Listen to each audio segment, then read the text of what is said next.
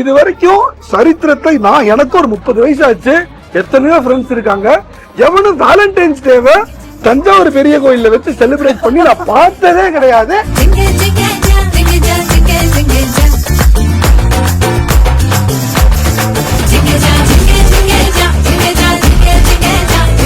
பையன் நல்ல பையன் தான், ஒரே வார்த்தை எதுக்கு வர சொன்ன மாதிரி கொண்டாட்டி தாசன் ஆயிட்டான்.